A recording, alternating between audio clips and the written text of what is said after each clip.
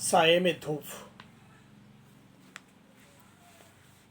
दुष्यंत कुमार जी के गजलों को हम देख रहे थे।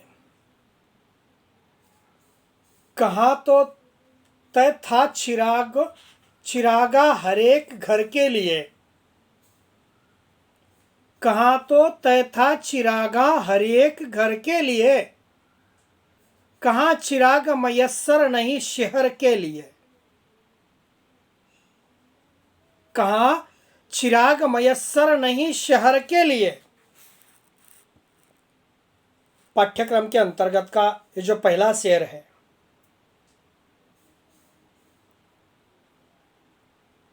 इस शेर का भाव पूरी तरह से राजनीति से जुड़ा हुआ है और समाज से जुड़ा हुआ है।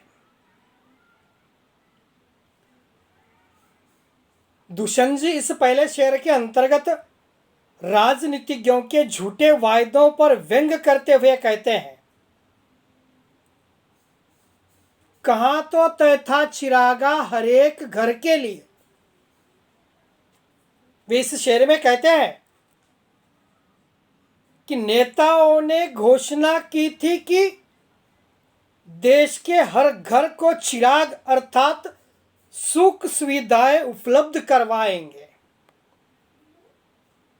कहाँ तो तय था चिरागा हर एक घर के लिए। चिरागा यानी उजाला, सुख।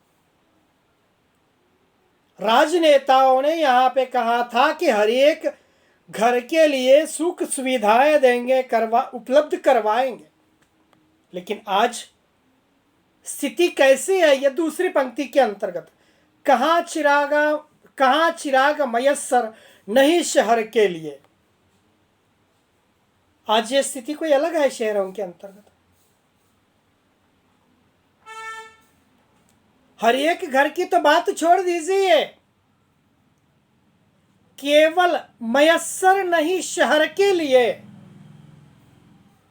आज स्थिति ऐसी है कि शहरों में भी ये चिराग अर्थात सुविधाएं उपलब्ध नहीं है। ये नेताओं की घोषणाएं केवल मयस्सर है, कागजी है। नेताओं की घोषणाएं कैसी है? तो नेताएं बांसुरी की तरह शायद अपने हर एक झूठे वायदे को समाज के सम्मुख प्रस्तुत करती है और चुनाव के बाद पूरी तरह से मयस्सर के रूप में उस कागजों के पन्ने पर रहती हुई दिखाई देती है। और इसीलिए वह कहते हैं इस पहले शेर के अंतर्गत कि राजनीतिक व्यक्तियों के ऊपर या उनके झूठे वायदों के ऊपर कभी भी भरोसा मत कीजिए। इस व्यंग के अंतर्गत या इस शेर के अंतर्गत व्यंगोक्ति के रूप में दुष्यंत कुमार जी ने समाज को समझाने की कोशिश की है। दूसरे दोहे के अंतर्गत या दूसरे शेर के अंतर्गत वे कहते हैं, यहाँ दरख्तों के साये में धूप लगती है, चलो यहाँ से चले और उम्र भर के लिए। यहाँ दरख्तों के साये में धूप लगती है, चलो यहाँ से चले और उम्र भर के लिए। देश में अनेक संस्थाएं हैं, वे नागरिकों के कल्याण के लिए काम करती है। कभी उन्हें दरख्तों की संज्ञा देता है, दरख्तों के नाम से जानता है कभी उन्हें। इन दरख्तों के नीचे यानी इन छायादार पेड़ों के नीचे छाया मिलने के बजाय हमें धूप मिलती है। दरख्तों के साये में धूप लगती है, अर्थात ये संस्थाएं आम आदमी का शोषण करने लगी हैं। चारों तरफ भ्रष्टाचार फैला हुआ है। इसीलिए कभी दूसरे पंक्ति के अंतर्गत कहता है, चलो यहाँ से चले और उम्र भर के लिए। कभी इन सभी व्यवस्थाओं से दूर रहकर अपना जीवन बिताना चाहता है। ऐसे में आम व्यक्ति को निराशा होती है। यह कवि ने आजाद भारत के कटु सत्य का सत्य वर्णन किया हुआ दिखाई देता है। नेताओं के झूठे आश्वासन व संस्थाओं द्वारा आम आदमी का शोषण इसका उदाहरण मिलता है। नेताओं का शोषण यहाँ पे नेताओं के द्वारा जनता का जो शोषण है वो शोषण यहाँ पे दिखाई देता है। चारों तरफ फैला हुआ ये पे भ्रष्टाचार दिखाई देता है। और इसलिए कवि कहता है कि इन सभी व्यवस्थाओं से हम कहीं दूर चले जाए और वहीं पे अपना जीवन बिताए। ऐसे में आम आदमी या आम व्यक्ति की जो निराशा है वो निराशा यहीं पे दिखाई देती है। कवि ने आज़ाद भारत के कटु सत्य, स्वाधीन भारत का जो कटु सत्य है उसका वर्णन सही ढंग से किया है, क्योंकि नेताओं के झूठे आश्वासन व संस्थाओं द्वारा आम आदमी का शोषण जो होता है वह इस दोहे के अंतर्गत दिन ब दिन बढ़ता चला जाता है या दिन ब दिन बेहतर होता हुआ दिखाई देता है। इसी प्रकार का उदाहरण देकर यहीं पे हमें समझाने की कोशिश की है। आगे हम देखते हैं कि आज़ादी के बाद नेताओं ने जनता को आश्वासन दिए थे कि हर घर में सुख सुविधाएं उपलब्ध होंगी। आज स्थिति पूरी तरह से बेहतर निराशाजनक है। प्रत्येक घर की बात छोड़िए ना, पूरे शहर को देख लीजिए, जन सुविधाओं को देख लीजिए, वहीं पे जन सुविधाएं मिलती है क्या? लोगों का निर्वाह मुश्किल में पड़ा हुआ है। कवि कहता है प्रशासन की अनेकों संस्थाएं हैं, लोगों का कल्याण करने के बजाय लोगों का शोषण करने लगी है। चारों तरफ भ्रष्टाचार फैला हुआ है। इस कारण वह भ्रष्ट तंत्र से दूर जाना चाहते हैं। कवि ने नेताओं की झूठी घोषणाओं तथा भ्रष्ट शासन पर करारा व्यंग यहीं पे किया हुआ दिखाई देता है।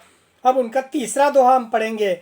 न हो कमीज तो पाँव से पेट ढक लेंगे, न हो कमीज तो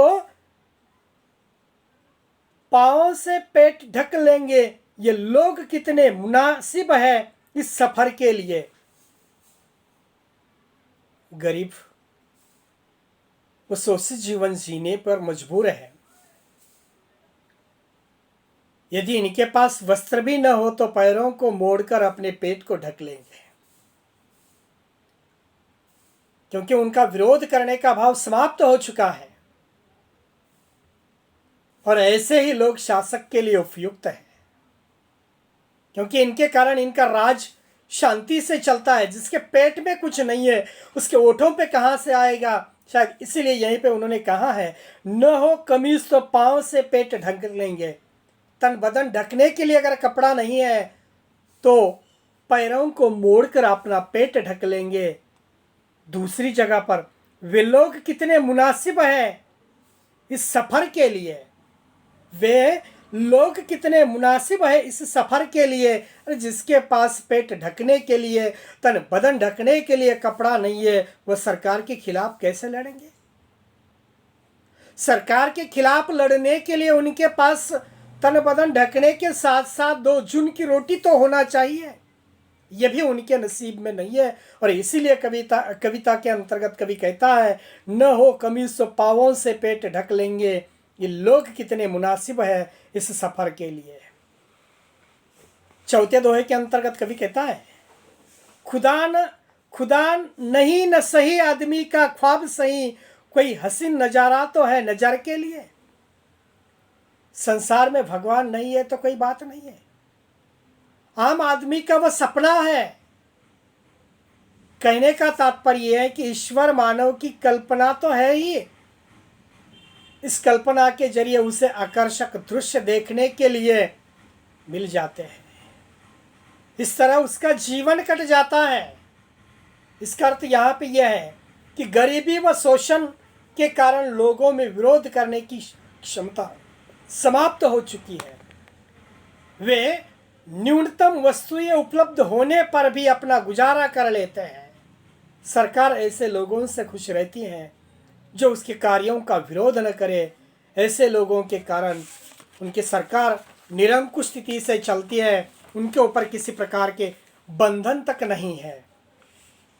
दूसरे पंक्ति के अंतर्गत वे कहते हैं कोई हसीन नज़ारा तो है नज़र के लिए। सरकार के ऊपर किसी प्रकार के बंधन नहीं है, मनमाने फैसले वो लेते हैं, उसकी भलाई तथा जनता का शोषण निहित रहता है। खुदा के बारे में कवि व्यंग करता हुआ कहता है कि खुदा का अस्तित्व नहीं है, यह मात्र केवल कल्पना है।